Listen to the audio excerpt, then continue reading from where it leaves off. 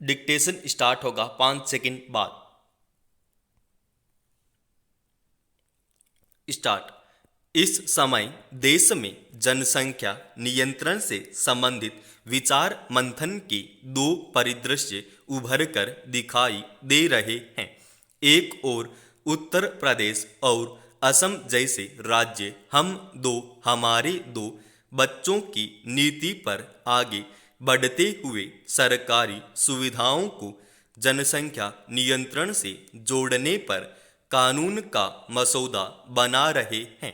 दूसरी ओर हाल ही में चीन द्वारा घोषित 3 बच्चों की नई जनसंख्या नीति के मद्देनजर जनसंख्या विशेषज्ञ भारत को सलाह दे रहे हैं कि भारत में जहां एक और जनसंख्या विस्फोट की रोकना जरूरी है, वहीं जनसंख्या में असंतुलन से भी बचना होगा ताकि भविष्य में विकास की प्रक्रिया और संसाधनों का दोहन मुश्किल न हो जाए। ऐसे में 2 बच्चों की जनसंख्या नीति इस समय देश की जरूरत दिखाई दे रही है।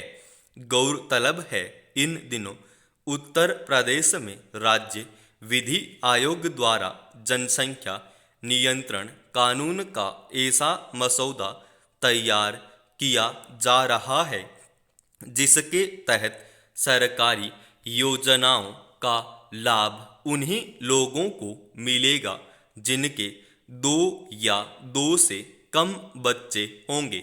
इस कानून के दायरे में अभिभावकों को किस समय सीमा के तहत लाया जाएगा और उनके लिए सरकारी सुविधाओं के अलावा सरकारी नौकरी में क्या व्यवस्था होगी, ऐसे कई बिंदुओं पर विचार मंथन किया जा रहा है। असम में भी राज्य सरकार कुछ सरकारी योजनाओं का लाभ देने में 2 बच्चा नीति लागू किए जाने की तैयारी कर रही है। यह काम क्रमवार तरीके से आगे बढ़ाया जाएगा।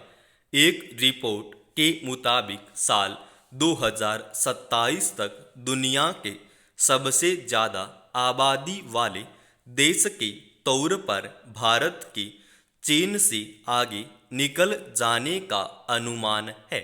ज्ञातव्य है कि भारत दुनिया का पहला देश है जिसने अपनी जनसंख्या नीति बनाई थी, लेकिन देश की जनसंख्या वृद्धि दर आशा के अनुरूप नियंत्रित नहीं हो पाई।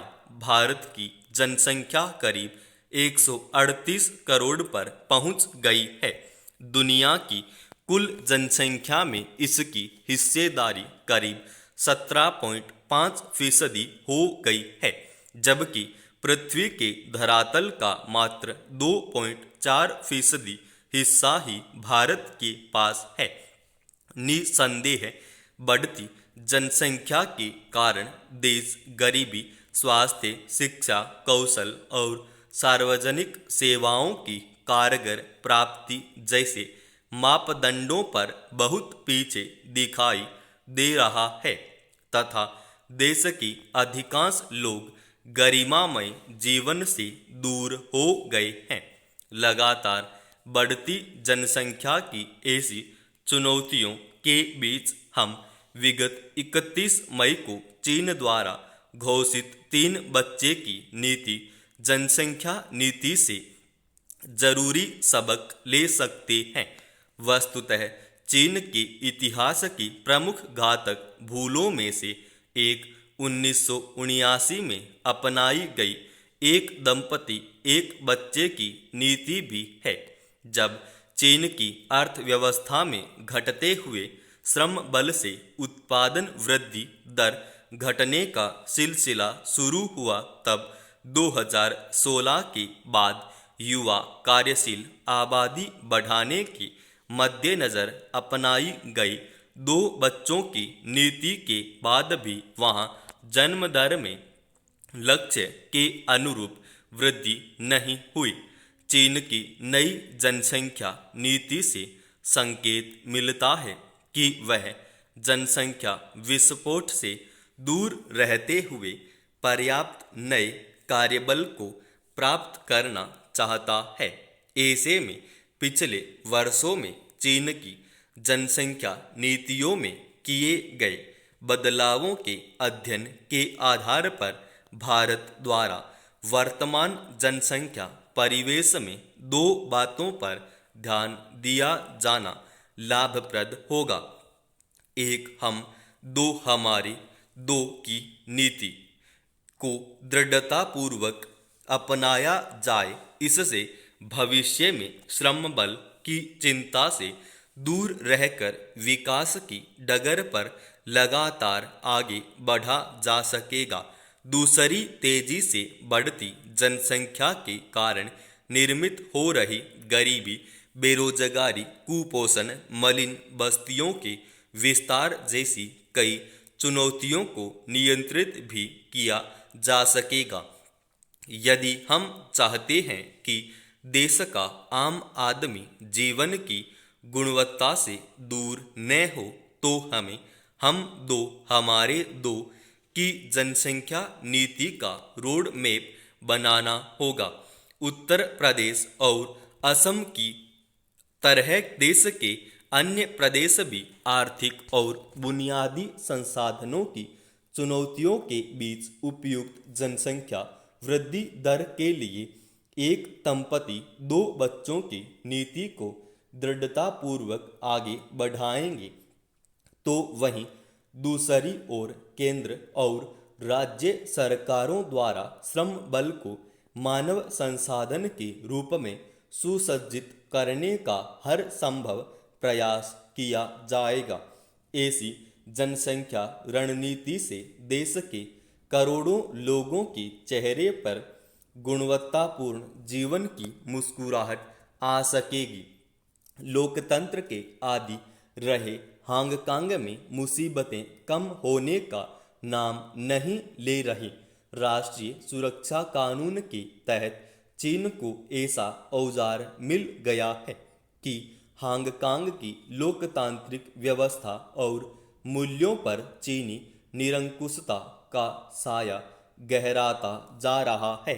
पिछले हफ्ते लोकतांत्रिक आंदोलन का पुरजोर समर्थन करने वाले एप्पल डेली को आर्थिक प्रतिबंधों के चलते बंद कर दिया गया।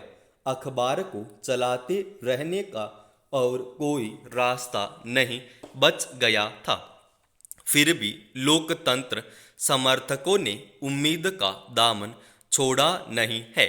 वहां लोकतंत्र के समर्थक साइबर कार्यकर्ताओं ने ऐलान कर दिया है कि एप्पल डेली का प्रिंट प्रकाशन बंद हो रहा है, लेकिन ब्लॉकचेन प्लेटफॉर्म पर इसका प्रकाशन जारी रहेगा। ऐसा हुआ तो यह एक साहसिक कदम होगा और इससे हांगकांग प्रशासन की सरदर्दी भी बढ़ेगी।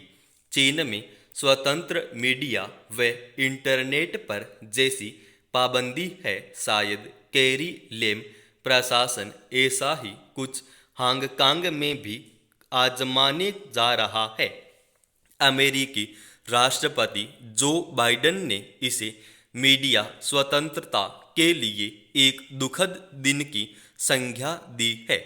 अपने बचाव में चीनी सरकार ने बाइडेन की टिप्पणी को दुराग्रह से ग्रसित करार देते हुए कहा है कि हांगकांग प्रशासन सिर्फ हांगकांग व चीन विरोधी और राष्ट्रीय सुरक्षा के लिए खतरा बन चुके लोगों पर कार्रवाई कर रहा है। समाप्त।